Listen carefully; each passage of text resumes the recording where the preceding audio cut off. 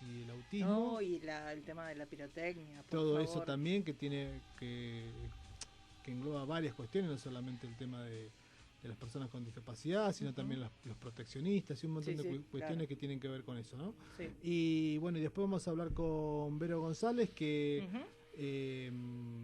es una de las autoras sí. del libro que habla sobre el derecho a desear, ¿no? El derecho a desear en las mujeres con discapacidad.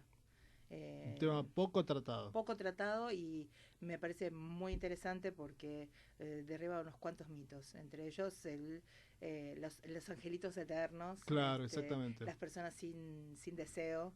Está muy bueno. Pero vamos, que ya tenemos nuestra primera entrevistada.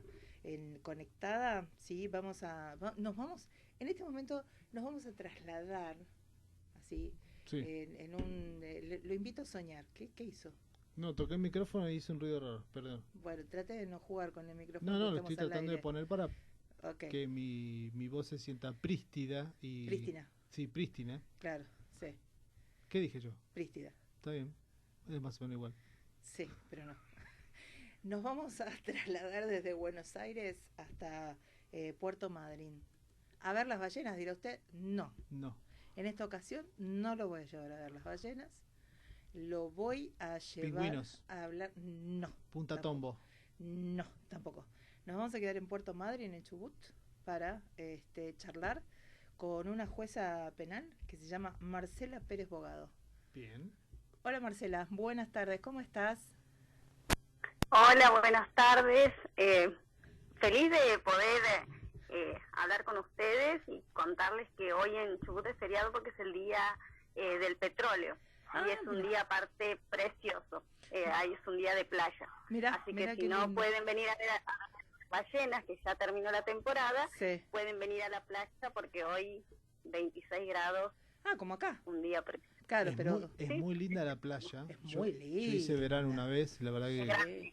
Puerto Madryn es hermoso, es hermoso. Sí. Es hermoso, la verdad que es súper recomendable, súper recomendable. Pero vamos a salir del turismo porque el tema que nos convoca es otro. La estamos llamando a Marcela porque ella, junto con otras mujeres, incluida quien les habla, estamos en un grupo de judiciales feministas. Bien. Que estamos haciendo una campaña por el tema de la vacante en la Corte. Entonces queríamos escuchar otra voz que no sea la mía para que mis compañeras puedan expresar en qué consiste esta campaña y por qué es tan importante esto que estamos pidiendo, que es una feminista en la Corte. Marcela, te escuchamos, contanos sobre la campaña. Bueno, en primer lugar, la red de judiciales feministas es una red federal, plural y horizontal, y eso es lo que la diferencia de otras asociaciones o de otras organizaciones, y eso es fundamental. Entonces esta campaña se fue gestando en muy poco tiempo y porque los plazos para la designación de la vacante que dejó la doctora Elena Hayton de Nolasco ya se están venciendo. Claro. Entonces, como hay cierta necesidad de cubrir ese cargo en forma inmediata, lo que estamos exigiendo, porque también es una forma de reparación histórica, es que quien sea designada, primero que sea mujer, y que esta mujer sea feminista. ¿Qué pasó? Cuando ocurrió la vacante que dejó la doctora Carmen Argibay, ese cargo no se ocupó con una mujer, y tampoco se ocupó con alguien que tuviera el perfil de la doctora Carmen Argibay. Esta lucha de que sean mujeres feministas está relacionado con que a qué hablamos cuando hablamos de feminismo, porque muchas personas nombran el feminismo y lo ponen como en un término peyorativo, como si fuera despectivo, como si fuera una mala palabra. Bueno, esto no es así.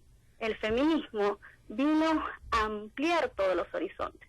Primero vino a democratizar cada lugar donde una mujer comenzó a ser escuchada en sus experiencias. yo cuestiono mucho, por ejemplo, el Código Penal y la interpretación que se hace del Código Penal, porque esa es mi materia. ¿Qué pasa con el Código Penal? El Código Penal fue redactado, votado y estatuido por hombres. Sí. Entonces, cuando hoy a mí me vienen con planteos respecto a la ley de respeto por los tiempos de la víctima, yo planteo eso. Cuando las experiencias de las mujeres o de las identidades feminizadas, que son que es la niñez u otras identidades diversas, vienen a dar su voz o a exigir que su experiencia sea considerada por el derecho, hay 1.000.000 de objeciones. Y empezamos a ver un montón de principios que en los cuales las mujeres jamás participamos. Por ejemplo, el de la prescripción de la ley. Estas son las cuestiones que solamente se pueden analizar o se pueden percibir o se pueden estudiar a través de otras experiencias que no es la del hombre. Porque muchas veces lo que se plantea es que el derecho es neutral. Eso es una falacia. El derecho no es neutral. El derecho fue construido y creado a imagen del hombre, y eso es lo que se denomina androcentrismo. Exacto. Pero esto pasa en todas las esferas no solamente el derecho, sino en todas las esferas. En la medicina, si vamos a los orígenes de la medicina, cuando nace la ginecología, por ejemplo, y nadie habla de la muerte o de los homicidios de las mujeres para estudiar sus cuerpos, sus órganos reproductores. Eso empieza a cuestionarse ahora. O las ciudades, cómo están construidas las ciudades. Nada está pensado en términos inclusivos.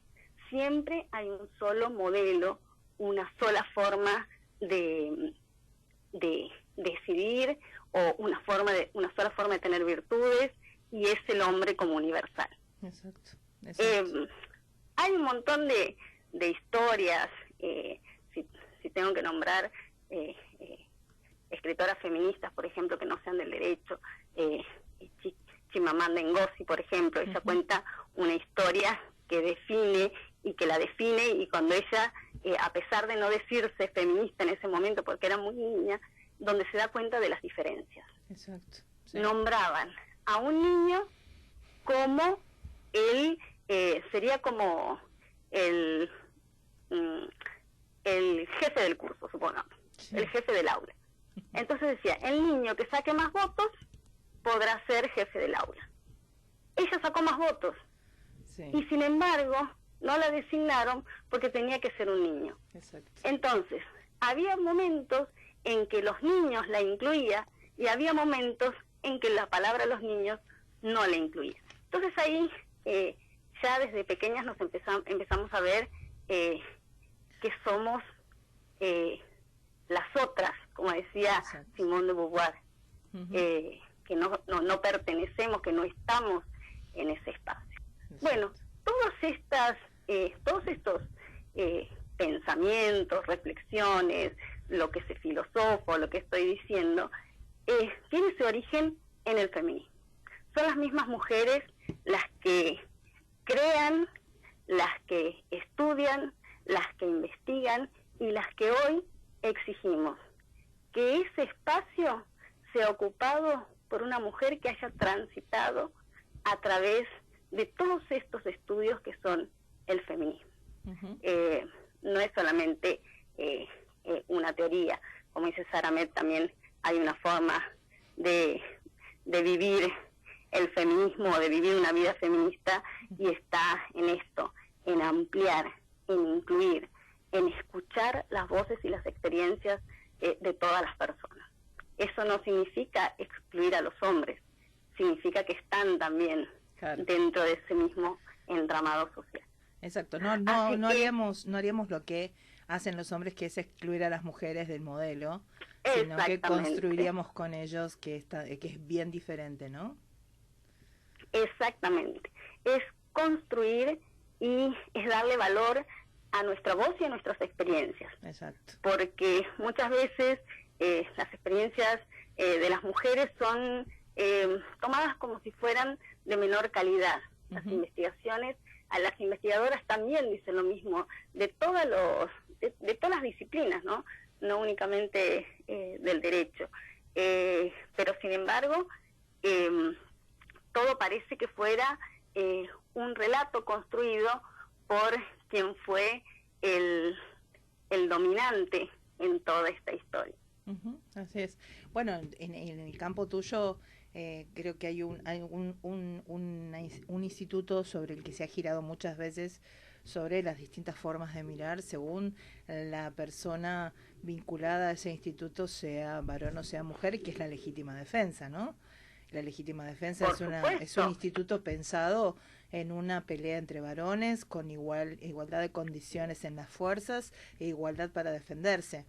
Cuando pasa que la composición no es varón con varón peleándose, se aplican muchas veces medidas y requisitos que no son aptos para una mujer promedio.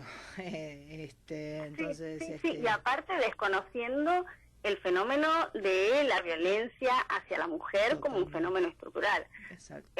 Vos fíjate que una de las que empieza a estudiar este tema es Leonore Walker, la habrán escuchado porque es la que establece el círculo de la violencia, y tiene un libro muy interesante que se llama Amar desde el terror, donde ella recoge, a ver si no me equivoco, más de 100 relatos de mujeres que ejercieron la legítima, que son situaciones de legítima defensa. Entonces ella ahí explica por qué las mujeres se defienden después de tanto tiempo. Claro.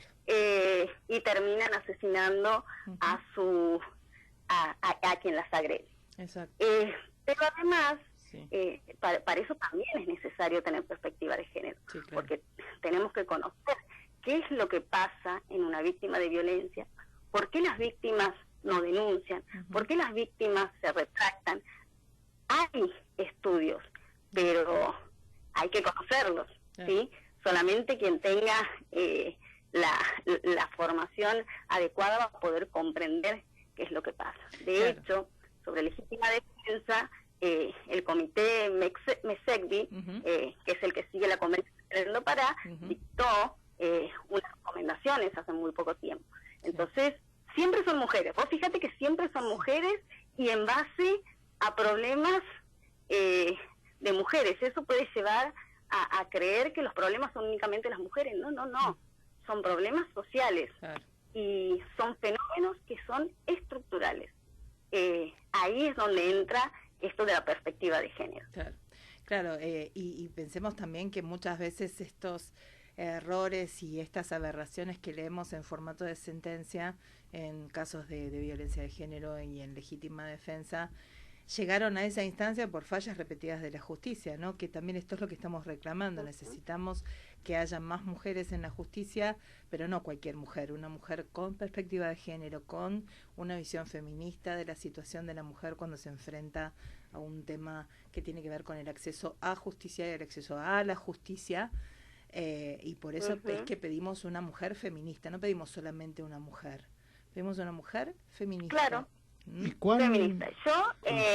Yo soy, en mi Twitter dice, jueza penal gracias al feminismo. Claro. Porque realmente, una vez que asumí que soy feminista, porque considero que todas esas experiencias tienen que ser escuchadas, hasta mi forma de decidir ha evolucionado.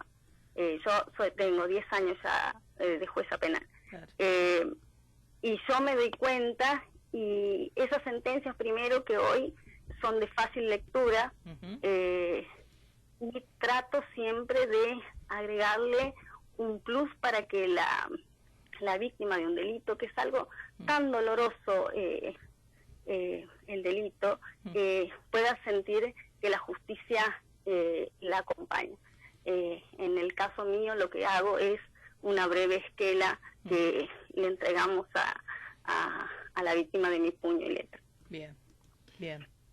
Martín. No, lo que se me venía a la mente es si estamos lejos o cerca de que pueda designarse una jueza feminista en la Corte, ¿no? Si es algo que, más allá de la campaña, ustedes saben que se está trabajando desde el Ejecutivo con esta impronta también de que tenemos un ministerio, ¿no? Y que hay un trabajo supuestamente que se está haciendo que antes no se hacía, y si hay personas que pueden llegar, ¿no? Si cuántas personas están como para llegar a la magistratura. Mira, yo creo que dentro y fuera del Poder Judicial hay muchas mujeres que tienen una gran trayectoria. De hecho, tenemos mujeres que están en organismos internacionales o mujeres que están en nuestro país y que tienen una trayectoria muy destacada. Ahora, cuanto más jóvenes son esas mujeres, más cercanía tienen muchas veces con el feminismo. Pero no es una cuestión generacional, sino que es una cuestión de que tiene que ver con esto de cómo va dejando de ser el feminismo una mala palabra. Hay muchas mujeres que no se dicen feministas, pero que son feministas, ¿sí? Lo que hay que tener mucho cuidado es bueno, esto es una cuestión que yo vengo analizando también, pero el otro día vi que había salido un artículo bastante interesante que tiene que ver con el neomachismo. El neomachismo es algo que son personas que siguen siendo machistas, pero que tienen toda la formación en género. Mirá qué complejo es el panorama, ¿no? Sí. Porque te pueden fundar una sentencia con la Convención de Belén do Pará y sin embargo tomar una decisión contraria a lo que es la perspectiva de género. Claro. Entonces hay que tener mucho cuidado porque la Corte Suprema decide en última instancia, sobre todo lo que nos sucede a los ciudadanos y las ciudadanas y ciudadanos de esta querida República Argentina. No solamente sobre la libertad, sino también sobre la propiedad, sobre las relaciones familiares, sobre el trabajo, sobre lo administrativo, o sea, tiene que ser realmente una persona que que tenga una formación muy sólida y que sea comprobable que sus decisiones van a ser con perspectiva de género. Sí, claro. Y eso solamente lo da el feminismo. Sí, la verdad que hay una lista bastante grande y tiene nombres que salen y que entran, depende de quién te dé esa lista, y la verdad que sería muy poco serio hacer una mención, ¿no? De quiénes son las candidatas, claro. Pero sí que hay personas muy formadas.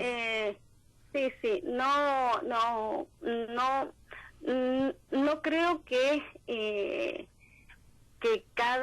nosotros tengamos que dar un nombre. Sí, lo que considero es que cada espacio tiene que formar a su candidata, porque no estamos acostumbrados ni acostumbradas a formar una candidata como pasa con los hombres.